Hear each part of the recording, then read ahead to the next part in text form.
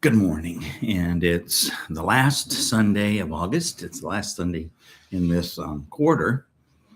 Next week we start a new focus, and actually, I'm kind of excited about the next focus.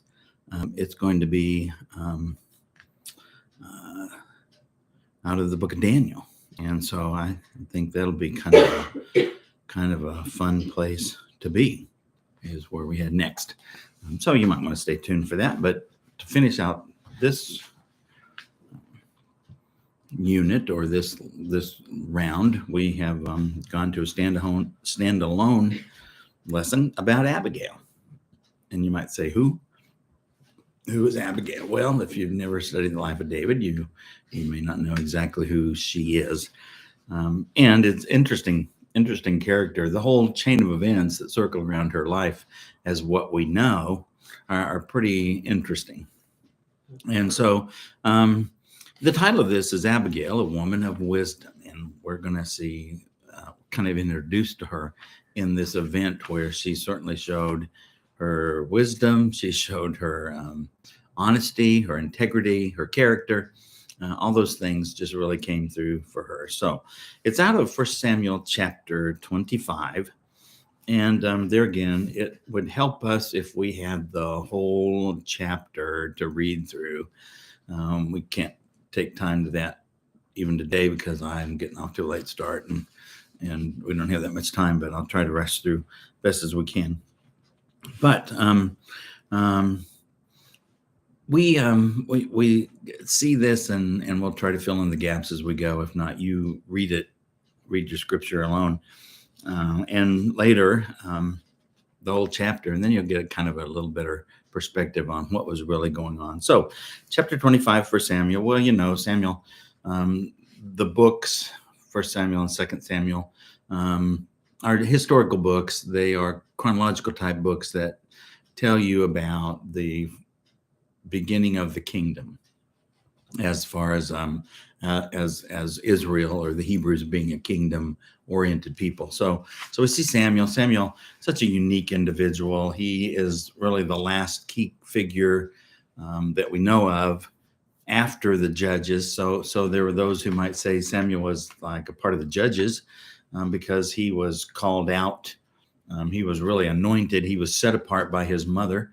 And you'll recall that he was really prayed for, he was wished for, he was hoped for. And then when his mother got him, she saw it as a promise from the Lord because she asked for him and she dedicated him to the temple. And so it was kind of a judge because he was in that era. He wasn't really a priest, but yet he kind of served priestly roles. He was raised in the tabernacle, and so he was a priest, and not tabernacle, the tent of meeting. I'll get it right. That's right, tabernacle. Sorry.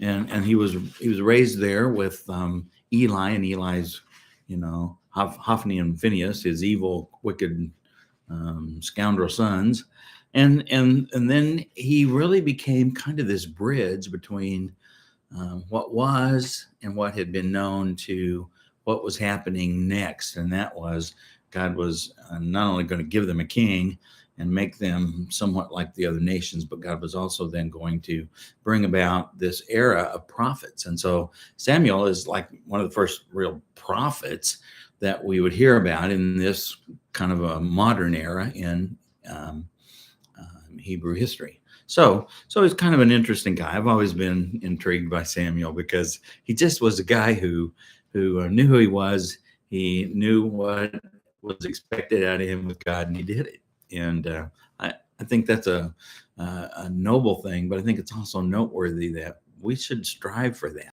to know who we are and to be confident in that, and then seek to praise God through it. So we go to chapter 25, and it's really begins harshly. It says that Samuel died. And you might say, well, now, wait a minute. This is 1 Samuel. Well, because it's about kind of the life of Samuel, but it's about the effects of the life of Samuel as well. So then you might think, why is there a 2 Samuel? Well, he probably didn't write it. He lived it out. And then it's the effects of what happened from his life that carried over into the life of the Hebrew people. Then you see 1 Kings, and then you see 1 Chronicles, and Second Kings and Second Chronicles, as kind of partner books or partner accounts of history alongside the historical books of First and Second Samuel. So that's kind of what that's really about. Not that he wrote them or not that it's along him. It's kind of about him, but not really. They're about who he was and the effects out of his leadership. So again, he was like this bridge guy, that bridge between the way things were to the way God had allowed them to become. So we begin at our story, and we know that there was some times when Samuel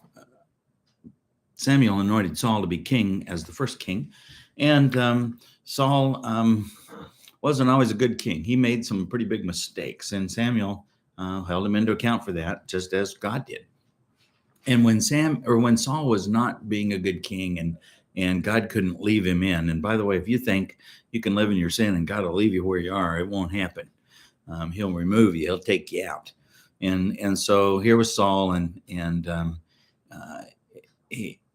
he wasn't being a good king. And so God told Samuel to go and anoint David, this shepherd boy, to be the next king. And nobody really knew what he was kind of doing, even though people kind of figured it out.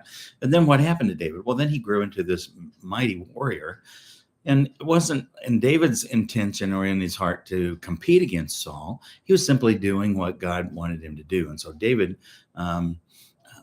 was a threat to Saul, because Saul was not the spiritual king that he should have been. He didn't understand who David was and what David was doing. And so he saw him as this threat. And so he was going to kill him, going to get rid of him. That's what kings did. If there was somebody who was going to come and overpower you, or going to be more popular than you, or take your place, why, you got rid of him. So that's what he was going to do. So David was running. He had already had one account where he could have taken Saul's life. And David said it wasn't his place to touch God's anointed. So what did he do? He was on the run. He had several soldiers that were with him, a few hundred, 4, 6, 8, whatever was with them off and on. And so they were kind of on the run. Well, while they were hiding out, they were up in Carmel, which is up north, around Mount Carmel. You might know that because that's where Elijah was when he had the encounter with the prophets of Baal. And so they're up in that northwestern region up there. And there was a shepherd guy named Nabal. And Nabal was pretty wealthy guy, had lots of sheep, had lots of servants, had lots of things. And so David's soldiers, while they were kind of camped around there, they'd watch it out for Nabal. Here he was with his sheep. He was doing all this stuff. And while they were in hiding, they'd kind of done their duty and helped him out. Well, it's in the fall. It's sheep shearing time. It's in the fall, and David's men, it's festival time. And it wasn't uncommon in their culture to go and say to somebody, it's festival time. You're my neighbor. Can you help me? I don't have the means to celebrate Rosh Hashanah, Jewish New Year, Yom Kippur is coming up in the month of September. David and he sent his servants to go to say to Nabal, can you share with us? Can you help us out? Now, that's not uncommon, folks. If you had family members who were coming through and, it's Christmas or Thanksgiving or Easter or something like that, and say maybe they're in the hospital, or maybe they're in St. Joe for some reason, or in the area, then they're just passing through. Wouldn't you invite them and say, hey, come share with us? You're here, and we're just going to have Thanksgiving together. Of course you would. Or we're going to celebrate Christmas together. Of course you'd do that. And so that's kind of what this was really about. So we then see this passage where Nabal, he just wasn't having any of it. And he pretty much said to David, who are you? Well, he knew exactly who David was. He knew he was the son of Jesse. He knew he was from Bethlehem. He knew all about Saul killing his thousands, but David killing his tens of thousands.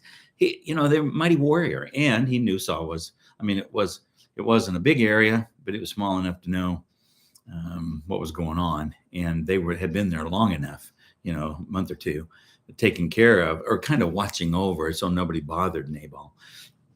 So we pick up in verse 14 of 1 Samuel 25. It says one of Nabal's young men informed Abigail, Nabal's wife, "Look, David sent messengers from the wilderness to greet our master, but he screamed at them.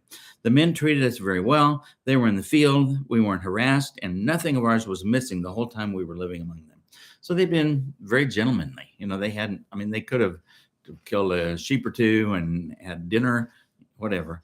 But they said, nothing was missing. They were a wall around us both night and day. In other words, they protected us the entire time we were with them herding the sheep. Now consider carefully what you should do, because there's certain to be trouble for our master and his entire family.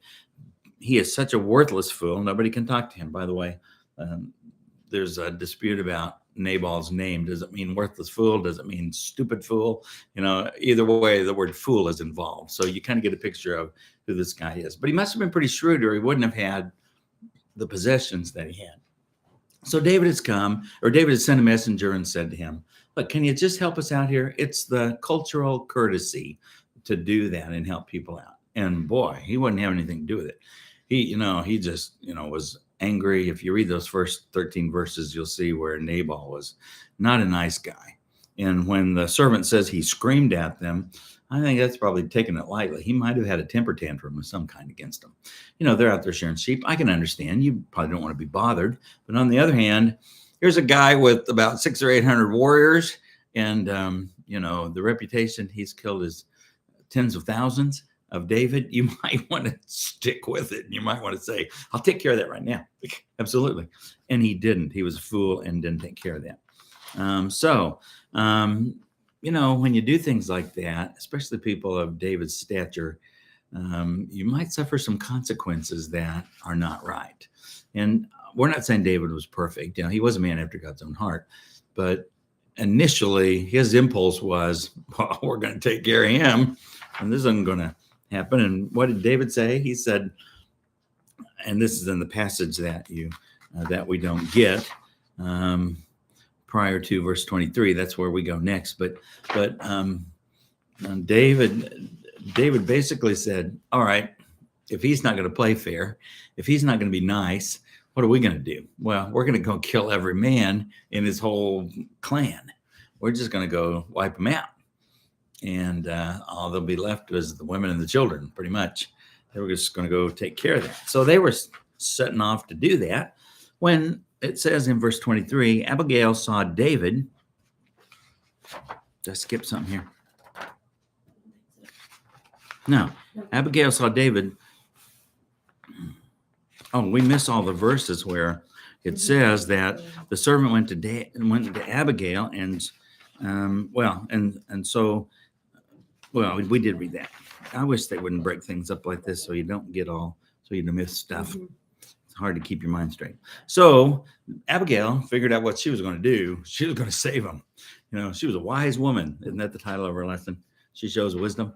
And so when Abigail saw David, she quickly got off the donkey and knelt down with her face to the ground, paid homage to David. She knelt at his feet and said, "The guilt is mine, my lord, but please let your servant speak to you directly. Listen to the words of your servant. My lord should pay no attention to this worthless fool, Nabal." She didn't say my idiot husband. She said this worthless fool. "For he lives up to his name. His name means stupid, and stupidity is all he knows. I, your servant, didn't see my lord's young men whom you sent. Now, my lord, as surely as the Lord lives and as you yourself live, it is the Lord who kept you from participating in bloodshed." Excuse me, "and avenging yourself by your own hand. May your enemies and those who intend to harm my lord be like Nabal. Let this gift your servant has brought to my lord be given to the young men who follow my lord. Please forgive your servant's offense, for the Lord is certain to make a lasting dynasty for my lord, because he fights the Lord's battles. Throughout your life, may evil not be found in you." And if you read that passage, the use of the word Lord is used a lot, isn't it? But you'll notice that one is capitalized. All letters are capital. And then the other one is lower capital. All capitalized is the same word when God appeared to Moses in the desert, in the wilderness, in the burning bush. And Moses said, "Who are you?" And he said, "I am that I am, Yahweh." That's who I am. And so that's Yahweh. Lord, that's how that's translated here with capital letters. Little Lord, that means David. So she's appealing to David and saying to him, look, I'm sorry for my husband. I'm sorry for his behavior. If I had known the men come, we would have dealt with this differently. He's not very wise, but I'm going to do the wise thing, and I'm going to come to you and beg your forgiveness. I'm going to come and pay homage to you. I'm going to come and do whatever it takes to get your attention, to keep you from going and doing what you're about to do. That's a wise woman, isn't it? Wouldn't you say? I would say so. So out of this, we see a picture of her and just some of the wise things she did. We see that she was decisive. She had humility and wisdom. It says she quickly got off the donkey. She knelt down with her face to the ground, and she paid homage to David. What does that mean, paid homage to David? She gave honor where honor is due. And it wasn't out of fear, but it was out of respect, because not only had the word gotten around that David was this great warrior, and he and Saul were in conflict, but the word was, by now, I'm sure, that Samuel had anointed David to be king. And therefore, that was going to be the ultimate thing, because Samuel was the man of God. And if the man of God did it, he did it because God told him to. And where were they headed? That direction. And so that's why she said to him, I'm sure there's going to be a lasting dynasty for my Lord. Do you think she was had some premonitions there? I think she knew that David, his kingdom, was going to endure. We know that throughout the Hebrews and their history and their faith, there's been no one like David as king. Well, we got to move on. I just, another thing I'll say about that is that when people, those names for God, the Yahweh, how do you know how to tell where people are in their relationship with God? How they talk about it. And what did she do? She came to David and she went right to the big word. She called him Yahweh. They were even afraid to speak that sometimes. They wouldn't even put vowel markings on it. YHWH is what you see in so many ancient writings. Yahweh, YHWH, no vowels, no nothing. And they wouldn't even speak it out loud. And she went right to it, spoke it out loud to David, because she knew that's where he would be. He would listen. But also, I believe it's because she knew who Yahweh was. She knew what was wise. She knew what was the right thing to do in the circumstance. And then we jump down to the verses 32 and 33. It says, then David said to Abigail, blessed be the Lord God of Israel, who sent you to meet me today. May your discernment be blessed, and may you be blessed. Today you kept me from participating in bloodshed and avenging myself by my own hand. David is saying here, oops, I was about to make a big mistake, and you stopped me. It's pretty wise. Otherwise, as surely as the Lord God of Israel lives, who prevented me from harming you, if you had not come quickly to meet me, Nabal wouldn't have had any males left by morning light, because David had made that decree and he was on his way to do it. Then David accepted what she had brought him and said, go home in peace. See, I've heard what you said and have granted your request. So he took care of it, didn't he? She took care of it. She was a wise woman. And, David is even admitting that he acted a little too impulsive, and she's wiser than him.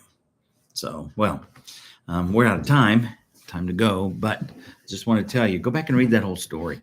You'll get a better perspective and picture. And that's why we had this lesson on her being a wise woman. Next time you hear the name Abigail, I want you to think, oh, yeah, I've heard of her. She was married to that crazy guy. And then, of course, what happened later on was once Nabal died, we don't get that story. It's the rest of the chapter. But within a few days, they're having this big festival because sheep shearing's over, and it's celebration time. He didn't have the stuff to share with David. He didn't have the stuff to give to David, but he's having his own little, religious celebration. And when he had that, he had like a seizure, and 10 days later he died. I think it's 10 days later he died. Man. So anyway, all right, bye-bye. See y'all. No, wasn't stoned.